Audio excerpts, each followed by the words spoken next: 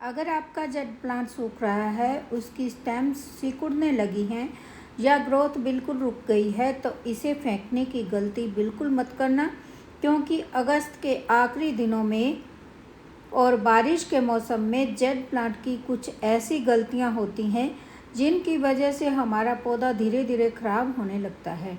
आज मैं आपको बताऊंगी कि इस मौसम में जेड प्लांट को धूप, पानी, मिट्टी और हवा कैसी चाहिए और इसकी कटिंग, रिपोर्टिंग और टोपियारी के बारे में भी संक्षेप में बताऊंगी। बोनसाई बनाने की पूरी जानकारी के लिए मैं अलग से एक डिटेल वीडियो बनाऊंगी ताकि यह वीडियो ज़्यादा लंबी ना हो और आपको सारी जानकारी आसानी से समझ आ सके।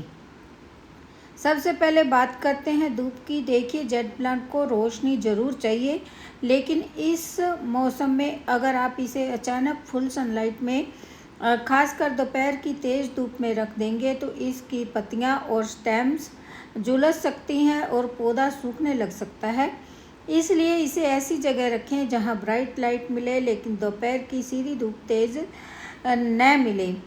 अगर आपका पौधा काफ़ी समय से शेड में है और आप उसे बाहर धूप में रखना चाहते हैं तो अचानक फुल सन में न रखें। धीरे धीरे मॉर्निंग सनलाइट की आदत डालें। अब सबसे ज़रूरी है पानी। जेड प्लांट को सबसे नुकसान ज़्यादा जो होता है पानी की गलती से होता है। बहुत से लोग सोचते हैं कि बारिश का मौसम है तो पौधे को बार बार पानी देना चाहिए, लेकिन जेड प्लांट की मोटी स्टेम और रूट्स में पहले से ही पानी स्टोर रहता है, इसलिए मिट्टी को चेक करके ही आप पानी दें। अगर ऊपर की मिट्टी सूखी दिखाई दे तब भी सिर्फ ऊपर से देखकर तुरंत पानी न डालें। उंगली या लकड़ी की स्टिक से मिट्टी की नमी नीचे तक चेक करें और अगर मिट्टी अच्छी तरह सूख जाए तभी आप पानी दें। लेकिन एक बात का ध्यान रखें, अगर मिट्टी को लंबे समय तक सूखने देते हैं और पौधे को पानी नहीं देते हैं तो पौधा अपनी स्टेम्स में स्टोर किया हुआ मॉइस्चर इस्तेमाल करने लगता है और धीरे धीरे स्टेम्स सिकुड़ने और सॉफ्ट होने लग सकती हैं और पौधा कमज़ोर दिखाई देने लगता है। इसलिए ना तो इसे रोज़ रोज़ पानी देना है और ना ही इसे बहुत लंबे समय तक बिल्कुल सूखा छोड़ना है। बारिश में सबसे बड़ी गलती अब आती है बारिश की बात। अगर जेड प्लांट लगातार बारिश में बाहर रखा हुआ है और गमले में पानी जमा हो रहा है तो यह स्थिति पौधे के लिए बहुत ख़राब हो सकती है। बारिश के पानी से मिट्टी लगातार गीली रहने पर रूट्स को हवा नहीं मिलती और रूट रोट का खतरा बढ़ जाता है। इसलिए गमले में ड्रेनेज होल का खुला होना बहुत ज़रूरी है। गमले के नीचे पानी जमा नहीं होना चाहिए और पौधे को ऐसी जगह रखें जहां पानी बारिश का जो है सीधे गमले में लगातार न पड़े। पौधे को बिल्कुल छोटे पॉट में लगाएं ताकि ओवर वाटरिंग होने का खतरा न रहे और पौधे को धूप की तरफ ऐसे रोटेट भी करते रहें। जेड प्लांट के लिए मिट्टी ऐसी बनाएं जिसमें एक्स्ट्रा वाटर आसानी से निकल जाए और उसमें जो है पानी रूट्स में जमा ना हो। Time to time jade plant के पॉट के जो ड्रेनेज होल है नुकीली चीज़ से आप खोलते रहें ताकि जो भी हम पानी डालते हैं एक्स्ट्रा पानी जो है साथ के साथ निकल जाए। गार्डन सॉइल, अगर आप इसकी मिट्टी बना रहे हैं तो उस गार्डन सॉइल में आप थोड़ी कोकोपीट या थोड़ी सैंड या परलाइट तीनों में से एक मिला सकते हैं और वर्मी कंपोस्ट मिलाकर एक हल्का और अच्छा ड्रेनेज वाला मिक्स बना सकते हैं। देखिए, इस तरह की स्टेम अगर आपके पौधे की सूख रही है तो आपके पौधे में पानी की कमी हुई पड़ी है, तो आप इस बात का खास ध्यान रखें। सबसे ज़रूरी चीज़ है कि मिट्टी पानी को पकड़कर बैठी न रहे। अगर आपका गमला बहुत बड़ा है और पौधे के मुकाबले बहुत ज़्यादा मिट्टी है तो उसमें भी पानी लंबे समय तक रुका रह सकता है।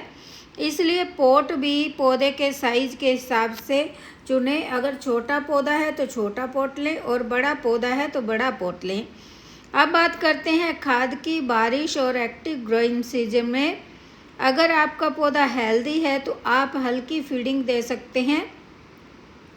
मैं इसमें जो है थोड़ी खाद मिलाती हूँ मिट्टी में, जो आपको अभी बताने वाली हूँ। उससे पहले देखिए, आपने ड्रेनेज होल नहीं खोला है तो आप ज़रूर खोल दें। तो खाद डालने से पहले सभी पॉट्स में पहले आप अच्छी तरह से गुड़ाई कर लें, मिट्टी को लूज कर लें, ताकि जो भी हम खाद पानी डालें वो जड़ में आसानी से चली जाए। देखिए, जो मेरी पौधे की मिट्टी है ना, इतनी सॉफ्ट है कि हाथ से भी गुड़ाई हो जाती है। लेकिन सभी पॉट्स जो है पौधों से भरे पड़े हैं, इसलिए मैंने सीजर के साथ ही थोड़ी थोड़ी गुड़ाई की है। अब आपने इसमें जो खाद डालनी है, सारी घरेलू खाद मैं आपको बता रही हूँ। जो घर में आपके होगी वही आपने इसमें खाद डालनी है, उसी से ही तेज़ी से बढ़ेगा। देखिए, ये पौधा जो है मैंने कटिंग से ग्रो किया था कुछ दिन पहले ही, और आपके साथ वीडियो शेयर की थी, और अब कितना बड़ा बड़ा हो गया है। तो सभी पॉट्स में मैंने जो है गुड़ाई कर ली है। तो ये पत्तियों की खाद जो मैंने घर पे बनाई है, तो जो बड़ा पौधा है उसमें मैं 1 चम्मच साइड में मिला रही हूँ।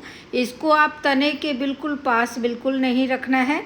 देखिए, एक साइड में मिला देना है, और जो पौधे छोटे हैं उसमें आप आधा चम्मच मिलाएंगे। तो देखिए, ये आधा चम्मच के करीब जो है ये है केले के छिलके को सुखाकर बनाया हुआ फर्टिलाइज़र, जो मैं कि ऑनलाइन मंगवाती हूँ।